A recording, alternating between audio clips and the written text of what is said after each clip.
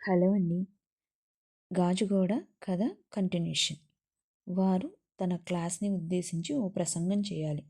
ఇది ఏ స్టూడెంట్‌కి అయినా ఎంతో ప్రతిష్టాత్మకమైన విషయం.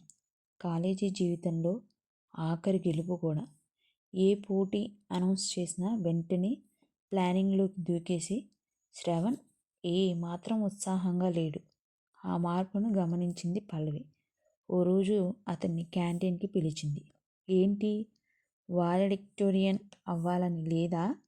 కొన్ని వారాలుగా చూస్తున్నా. ప్రాజెక్ట్స్ సరిగ్గా చేయట్లేదు. ఏదో సైలెంట్ ప్లాన్లో ఉన్నావు, లేదా లైట్ తీసుకుంటున్నావు. ఏంటి విషయం? సైలెంట్ ప్లాన్ ఏం లేదు నాకు. నాకేం ఇంట్రెస్ట్ లేదు. నాకుంది ఇంట్రెస్ట్. అయితే నువ్వవ్వు. అబ్బా, నీ బోర్డు పర్మిషన్ ఏమీ అక్కర్లేదు నాకు.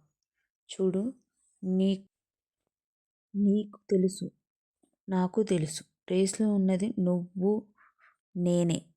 నువ్వు లేకపోతే ఇది రేస్ కాదు. అలా గెలిచిన గెలుపు నాకు అక్కర్లేదు. నీకు ఇంట్రెస్ట్ ఉన్నా లేకపోయినా నువ్వు చేయాల్సిందే. నేను చేయను. ఎందుకు? వాలంటీర్ని అయితే స్పీచ్ ఇవ్వాలి. అయితే శ్రవణ్ బేలకళ్ళతో చూశాడు పల్లవి వైపు. పల్లవి అర్థం కానట్లు చూసింది. అంతలోనే విషయం తట్టి గట్టిగా నవ్వేయడం మొదలుపెట్టింది. క్యాంటీన్లో అందరూ వారినే చూస్తున్నారు.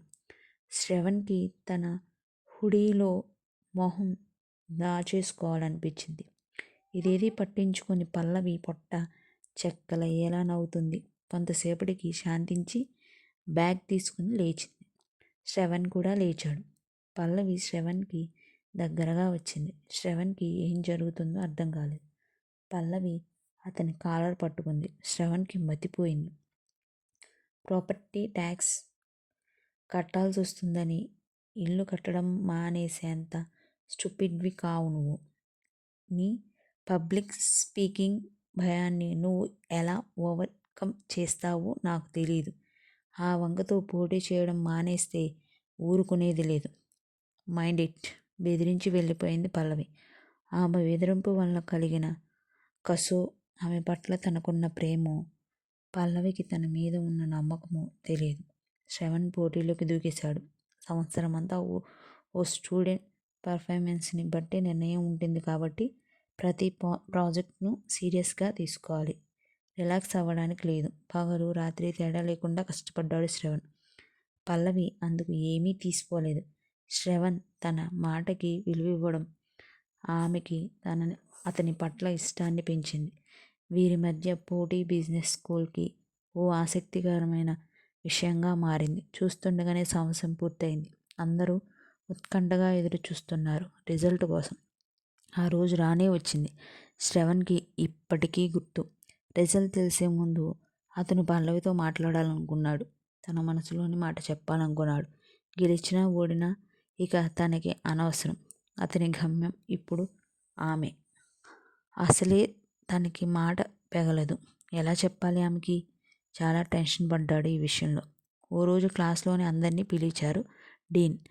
ఎవరి పేరు చెప్తారో అని అందరూ ఆయన కేసి చూస్తుంటే శ్రవణ్ కళ్ళు మాత్రం పల్లవి కోసం వెతుకుతున్నాయి. ఎక్కడుంది ఈ అమ్మాయి?